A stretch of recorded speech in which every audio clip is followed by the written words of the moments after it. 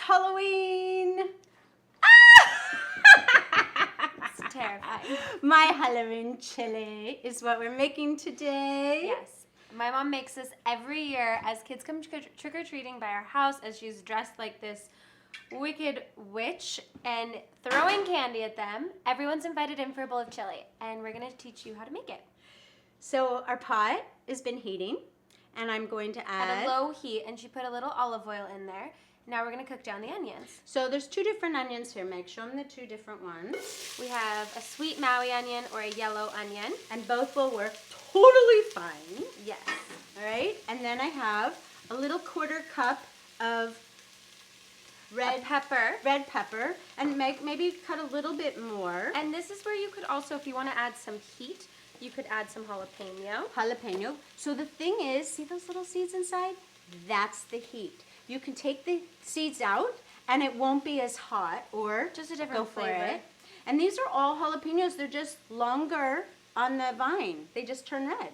So they're all really delicious. Longer time on the vine. So you want to cut a little bit of these and we'll put them in? Well, I put in 3 to 5 cloves of garlic, depending on the size of them. I'm going to add them in here as well. And then I'm going to mix them up. And we're just going to cook this so that it's just starting to soften.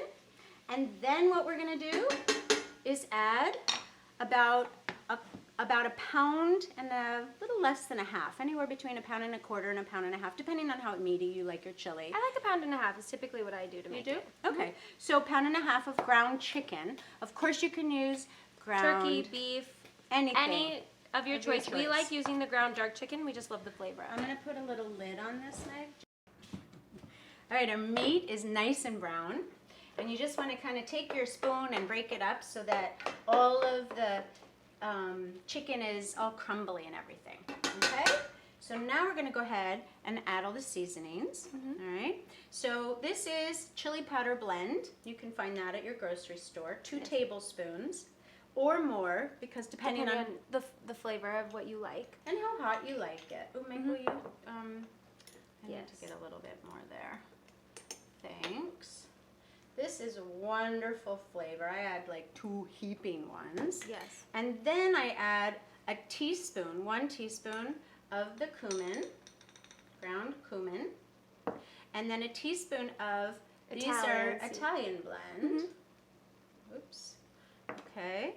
And then a 1/4 cup of coriander. A 1/4 teaspoon. I mean a 1/4 teaspoon. That's a lot of yeah, not coriander. a cup. So just a 1/4 or a half, whichever that you like. And coriander, for those of you that don't know, it's cilantro, dried cilantro.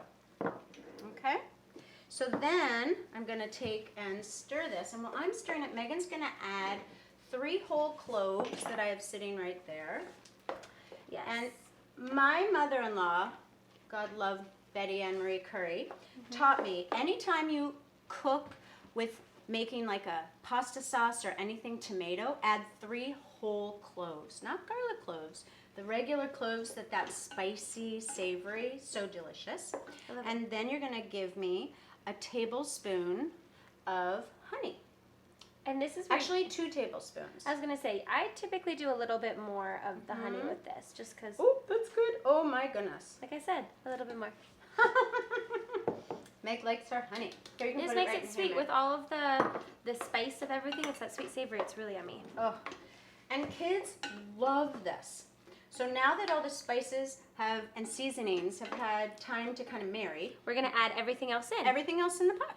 So we have. Oh, wait, Meg, I forgot. A teaspoon of salt.